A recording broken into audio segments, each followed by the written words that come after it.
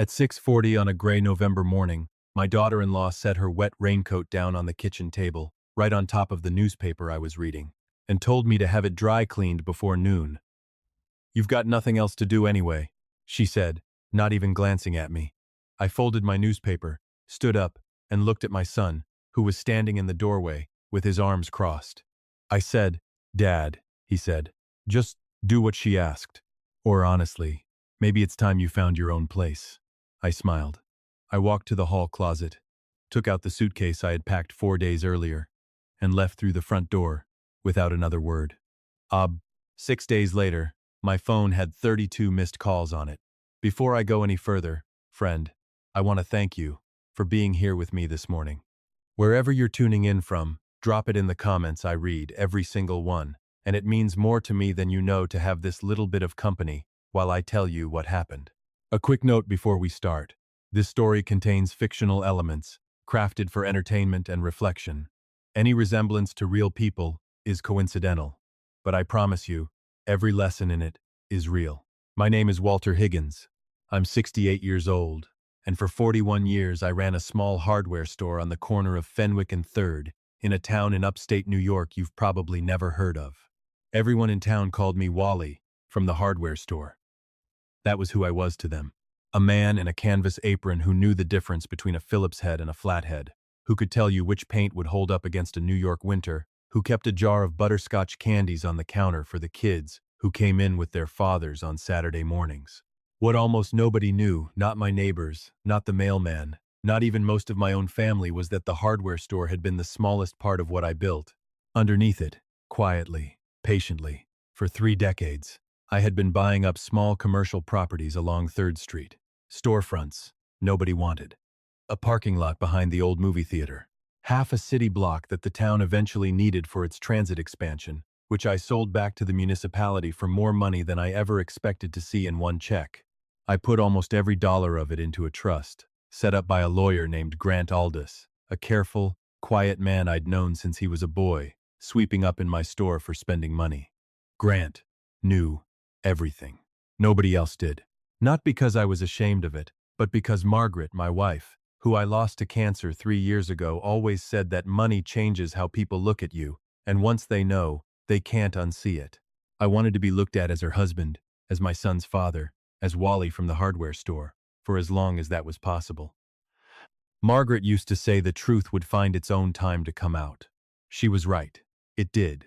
Just not in the way either of us imagined. The morning it happened, I had been living with my son Peter and his wife Deborah for 2 years and 11 months. After Margaret died, the house we'd shared for 36 years felt too big and too quiet.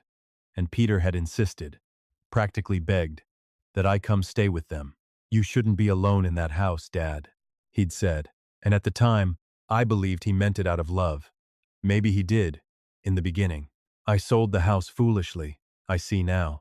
But grief makes fools of careful men, and moved into the guest room above their garage in Ardsley. I told myself it was temporary. I told myself a lot of things during those 2 years and 11 months that, looking back, I only said to make the days easier to swallow. It didn't take long for things to shift. Small things first. Deborah stopped asking if I wanted anything from the store and started just telling me what she needed picked up, the way you'd instruct staff. My name disappeared from the family calendar on the fridge, replaced by chore assignments: Walter, gutters; Walter, recycling; Walter, dry cleaning pickup. Peter, who used to call me every Sunday when he lived across the country, now spoke to me mostly in the passive voice, relaying Deborah's instructions rather than his own thoughts. Deborah wants the garage cleared out. Deborah thinks you should eat earlier so the kitchen's free for her book club. I noticed, the way you notice a slow leak in a tire, not urgent enough to stop everything, but there, present, worsening, a little more each week. The morning of the raincoat, something in me had already been circling toward a decision for months. I had packed that suitcase 4 days before Deborah ever set her coat on my newspaper. I didn't know exactly what the final moment would look like, but I knew it was close. The way you know a storm is close by the particular stillness in the air before it breaks. When she dropped that wet coat down over the article I was reading, a coat that had cost, I happened to know, more than what I used to pay 2 employees for a week, and told me I had nothing else to do anyway, something in my chest didn't flare up in anger. It went very, very quiet instead. Quiet in a way that scared me a little, because I recognized it. It was the same stillness I used to feel right before I signed a big property deal. The feeling of a decision that had already been made somewhere deep down, waiting only for my hands and my feet to catch up to it. I looked at Peter standing in that doorway, arms crossed, not meeting my eyes fully, and I understood in that moment that he wasn't going to defend me. Not because he didn't love me. I believe even now that he did, in whatever confused and cowardly way a grown man can love his father while still choosing his wife's comfort over his father's dignity in the same breath. Or honestly, maybe it's time you found your own place, he said, and I heard, underneath those careless words, 3 years of small surrenders. I heard every Sunday phone call that had turned into a text message. I heard every Deborah wants. That used to be, I think. I set the newspaper on the counter, folded neatly, the way I always did. I said nothing else. I said nothing else. I walked up the stairs to the little room above the garage, took the suitcase out from under the bed where it had been waiting, checked the zipper, and carried it back down.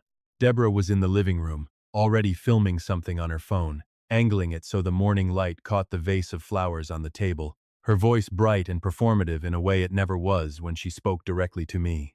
Peter stood at the bottom of the stairs, watching me the way you watch a man you expect to apologize, to fold, to say, "Please, let me stay."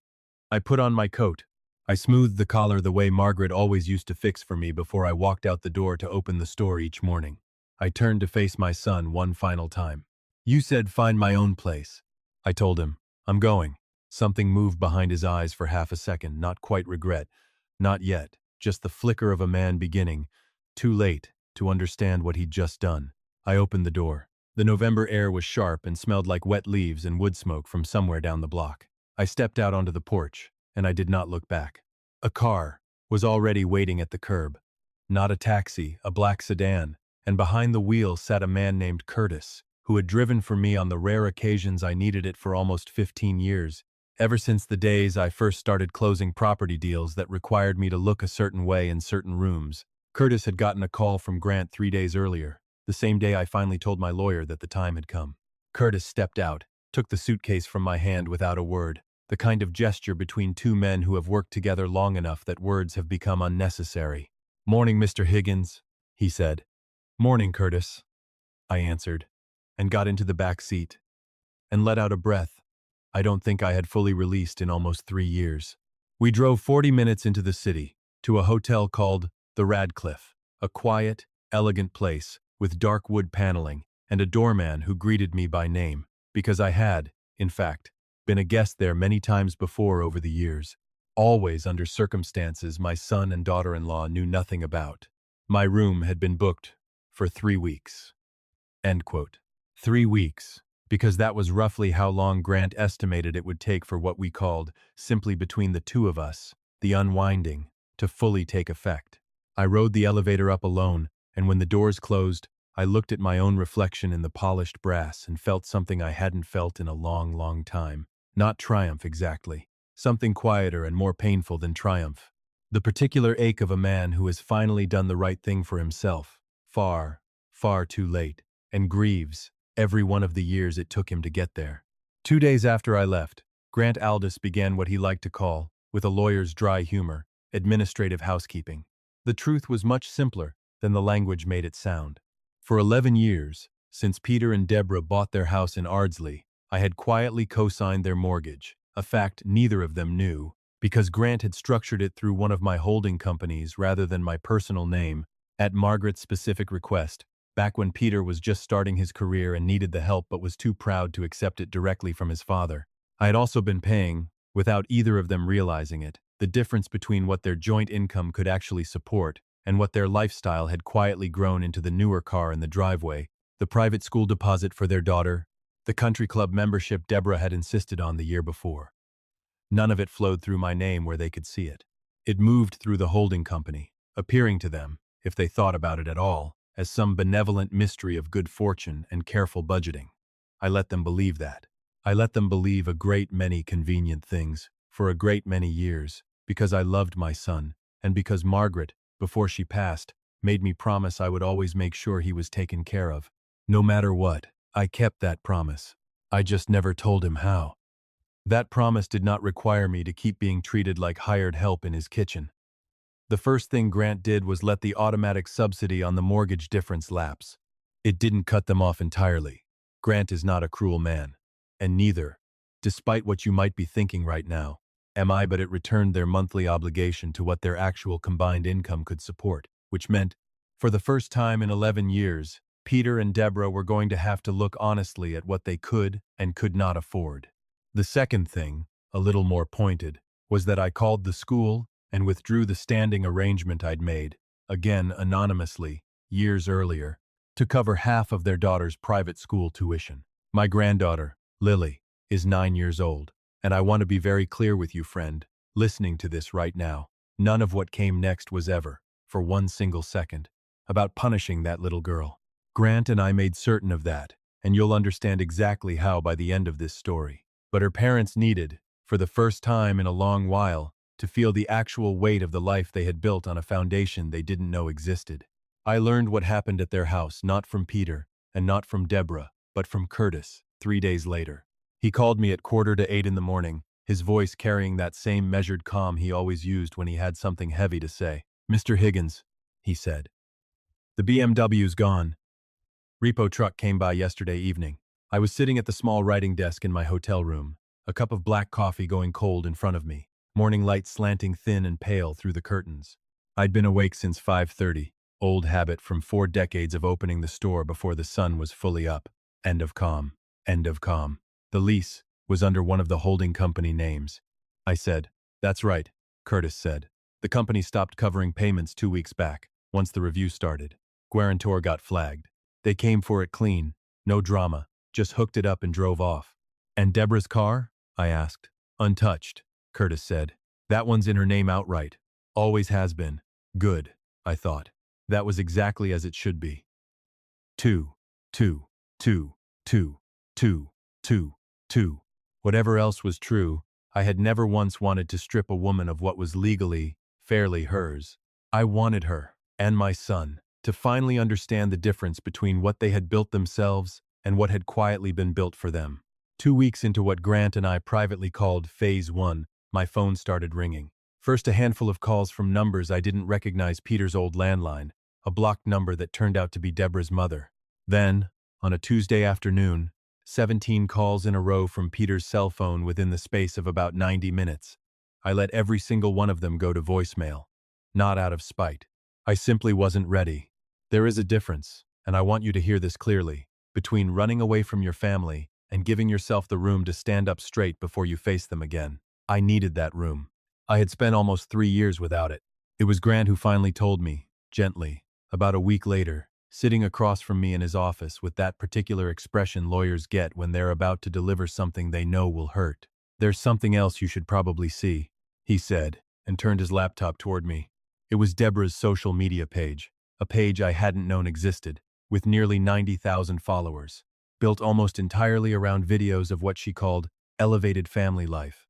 Soft lighting, tasteful furniture, little captions about gratitude and grace. And there I was, in several of the videos, blurred at the edges, folding laundry in the background, carrying in groceries, standing at the stove. One video, posted 8 months earlier, showed her narrating over footage of me making breakfast for Lily, captioned, "Blessed to have built a home full of love where everyone contributes." Comments underneath it praised her generosity, her open heart, taking in family, the word she used, never once specifying that the family member doing the cooking was the man who had quietly kept a roof over her head for a decade. She had turned the place where I was humiliated daily into content, into a performance of warmth for strangers, monetized with brand partnerships for kitchenware and skincare, while behind the camera she dropped wet raincoats on my newspaper and told me I had nothing else to do anyway. Grant watched my face while I scrolled. "You all right, Walter?" he asked. Something tightened in my chest, not quite grief and not quite anger, but the particular heaviness of a man who realizes the humiliation he endured privately had an audience he never consented to. I closed the laptop gently. "I'm all right," I told him. "Let's move to Phase 2. Phase 2 was simple, and it was the part I had genuinely dreaded, because it involved my granddaughter, even though it was designed, carefully, to protect her, rather than harm her. Grant and I had drawn up an educational trust for Lily years earlier, fully funded, fully hers, untouchable by her parents, payable directly for tuition and future college costs, regardless of what happened between the rest of us. That trust had never been touched, was never going to be touched, and Grant reactivated the direct tuition payments to her school within the week, quietly. Hind, so that the one truly innocent person in this story never felt a single day of consequence. I want you to sit with that for a moment, because it matters more than anything else I'm about to tell you. Everything I did after that morning in November, every account frozen, every lease pulled, everything the say, B, M, M, M, M, M, M, was aimed only at the two adults who had chosen, together, to treat an old man like a burden in his own family's home. Never at a 9-year-old girl who had done nothing but love her grandfather in the small, uncomplicated way children do. The rest of Phase 2 was about the will. 8 months before I ever left that house, back in the spring, I had gone to Grant's office and quietly, deliberately rewritten it. At the time, I told myself I was simply being prudent, the way Margaret and I had always tried to be. Looking back now, I think some part of me already knew what was coming, the way you sometimes know a storm is building over the water long before the first drop falls. The new will restructured almost everything. Peter would still inherit. I never once considered cutting my only son out entirely. Whatever some of you listening might think I should have done, but the structure changed completely. Instead of a lump sum, the bulk of what I'd built would flow through a series of trusts, tied to specific milestones and conditions, overseen by Grant, designed to prevent exactly the kind of lifestyle inflation that had swallowed them both. A significant portion, nearly a third, was redirected to a scholarship fund for tradespeople, young men and women learning to be electricians, plumbers, carpenters, the kind of honest work I'd built my entire life around, work that Peter, I'm ashamed to admit, had come to look down on somewhere along the way people sometimes do once they forget where their comfort actually came from. 3 weeks after I walked out that front door, Grant called Peter and asked him to come to the office. I was already there when he arrived, sitting quietly at the far end of the long conference table, and I watched my son's face when he saw me. Surprise first, then something more complicated. Something between relief and dread arriving at exactly the same moment, the way those two feelings often do. "Dad," he said, stopping in the doorway. "Sit down, Peter," I said, and he did, his eyes moving between me and Grant, and the folder open on the table. Grant explained the will calmly, professionally, the way he explains everything, and I watched every muscle in my son's face tighten as the full shape of what I'd actually built, and what I'd actually been paying for all those years, finally became clear to him. The mortgage subsidy, the tuition arrangement, 30 years of property investments he had never known existed, all of it managed quietly under a company name that meant nothing to him. "You had all this," Peter said finally, his voice low, careful, costing him visible effort to keep steady. "This whole time, working at the hardware store, living above our garage. Bye. You had all this, and you just let us think." He stopped. His jaw worked. "Why didn't you ever tell me?" "Because your mother asked me not to," I said. "And because I wanted, for as long as I could manage it, to be looked at as your father, and not as a bank account with a pulse." Something in his face cracked at that, a small fracture spreading slowly, the beginning of a much larger break that wouldn't finish happening for several more weeks yet.